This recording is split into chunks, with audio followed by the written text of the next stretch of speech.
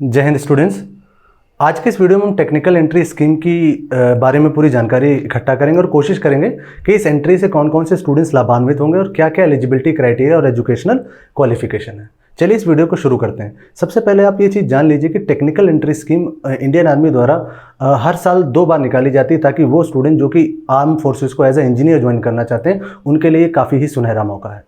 Recently, on the 22 August 2022, Indian Army has released the notification of technical entry scheme. इस technical entry scheme के terms के माने क्या हैं ये बहुत ही स्टूडेंट्स को पता होंगे, लेकिन आज बिल्कुल जीरो से लेकर चलते हैं कि what kind of things and what are the eligibility criteria of this notification. चलिए शुरू करते हैं। जैसा कि आपको पता है कि जो टेक्निकल एंट्री स्कीम है ये इंडियन आर्मी द्वारा निकाली जाती है। ये 48th टेक्निकल एंट्री स्कीम है। इसमें जो भी कैंडिडेट्स ये चाहते हैं कि वो इंडियन आर्मी को एज ए इंजीनियर ज्वाइन करें वो ये फॉर्म भर सकते हैं। अब आगे चलते हैं, इसकी एलिजिबिलिटी क्राइटेरिया क्या है, इसकी जो डेट ऑफ बर्थ है वो क्या है, इसको समझते हैं। देखिए, जैसे आपको पता है इसमें नोटिफिकेशन में आपको सामने दिख ही रहा होगा कि जो एज क्राइटेरिया है वो 16.5 से 19 के बीच में है, 16.5 to 19.5। और अगर एग्जैक्ट एज की बात करी जाए तो वो 2 जुलाई 2003 से लेके 1 जुलाई 2006। अगर आप इसके बीच में पैदा हुए हैं तभी ये फॉर्म भरें, अदरवाइज आपका कोई भी लेना देना इस फॉर्म से नहीं होना चाहिए। एक बात और ध्यान रखें, अगर आपके किसी मेट्रिकुलेशन सर्टिफिकेट या सेकेंडरी हाई स्कूल से जो भी आपके सर्टिफिकेट्स हैं उनमें जो डेट ऑफ बर्थ दी है वही फाइनलाइज होगी। और एक बार अगर आपकी रिकॉर्ड में डेट ऑफ बर्थ हो गई उसके बाद आप कुछ भी चेंज नहीं करा सकते। ये नोटिफिकेशन में आपके क्लियरली मेंशन है, आप यहाँ पर पढ़ के देख सकते हैं। देखिए, कैंडिडेट शुड नॉट, ये लिखा है आपके सामने रिकॉर्डेड बर्थ है, और ये भी लिखना है कि कोई भी record no change will be allowed. ये भी इसमें क्लियरली उन्होंने मेंशन कर रखा है कि कोई भी रिकॉर्ड यहाँ पर नहीं लिया जाएगा। ओके, नाउ चलो आगे बढ़ते हैं और हम ये समझते हैं कि इसके क्या क्या एजुकेशन क्वालिफिकेशन है। जैसा कि आपको पता है 60% आपको 10th जो भी 60% है वो आपको लेके आना है 12th में 60% फिजिक्स केमिस्ट्री एंड मैथमेटिक्स में, लेकिन कट ऑफ अप्रॉक्सीमेट 78% से ही ऊपर जाता है 85% तक। तो पहली एलिजिबिलिटी क्राइटेरिया आपकी होगी कि आपको 12th जो है वो पास होनी चाहिए 60% से ऊपर। पहली ये क्राइटेरिया आपका हो गया। और सेकंड क्राइटेरिया ये है कि ये जो भी कैंडिडेट हैं वो जेईई मेंस में अपीयर होने चाहिए।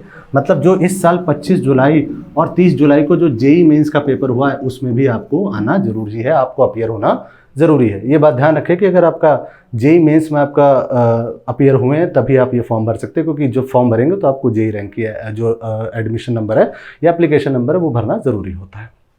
टोटल जो वैकेंसी है वो 90 वैकेंसीज़ हैं, और ये जो 90 वैकेंसीज आपकी हैं ये ऑल इंडिया लेवल पर हैं।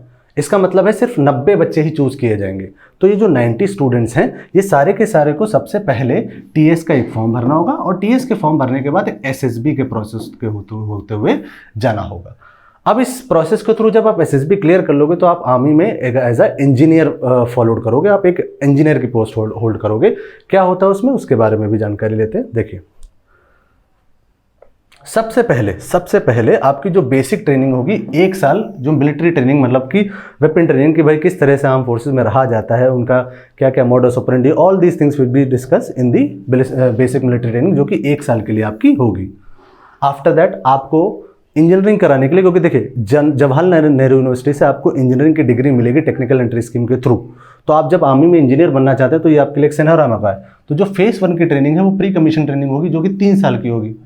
ये आपका college of military engineering Pune या मिलिट्री कॉलेज ऑफ टेलीकम्युनिकेशन इन मऊ में होगी, या military college of electromechanical engineering Secunderabad में। आप इन तीनों में से कोई भी चूज कर सकते हैं जो आपकी चॉइस ऑफ सर्विस होगी। आफ्टर दैट जब आपका फेज 2 क्लियर हो जाएगा तो 1 साल की लास्ट की ट्रेनिंग जो है वो आपकी मिलिट्री वही उन्हीं जगह पर होगी और फेज 2 की होगी। तो टोटल अगर आपकी ट्रेनिंग दिया कमीशन से पहले तो 4 साल की होगी, और पोस्ट कमीशन के बाद मतलब जबकि आपको लेफ्टिनेंट की पोस्ट अवार्ड कर दी जाएगी, आफ्टर दैट आप 1 साल के लिए कहाँ पर ट्रेनिंग करेंगे, इन्हीं जगह पर ट्रेनिंग करेंगे। डिग्री मिलने के बाद आपको लेफ्टिनेंट की पोस्ट मिल जाएगी, और ये जो डिग्री आपको मिलेगी जवाहरलाल नेहरू यूनिवर्सिटी या जेएनयू से मिलेगी। और जब आप ये जेएनयू की यूनिवर्सिटी कंप्लीट कर लेंगे फिर आपको रिस्पेक्टिव आपकी यूनिट्स में ओटीए द्वारा भारतीय सेना द्वारा आपको रिस्पेक्टिव यूनिट्स में आपकी पोस्टिंग करा दी जाएगी। एक बात और, इस फॉर्म को भरने का कोई भी चार्ज नहीं है, बस आपको अपनी एज लिमिट में रहना है, एजुकेशन क्वालिफिकेशन जो बताई है वो पूरी करनी है, एंड आफ्टर दैट आप ये फॉर्म आराम से भर सकते हैं। एक मेरिट लिस्ट आएगी, उस मेरिट लिस्ट को आपको फॉलो करना है, और उसके बाद आपका एसएसबी का प्रोसेस होगा।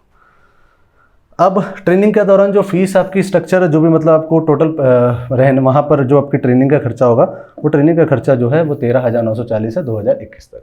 और ये अगर आप बीच में किसी अपने पर्सनल रीज़न की वजह से छोड़ते हो तो ये आपका कैंसिल भी हो सकता है, इसलिए आपको ये पैसा अपनी जेब से भी भरना दे सकता है। अब पे ग्रेड के बारे में समझ लेते हैं।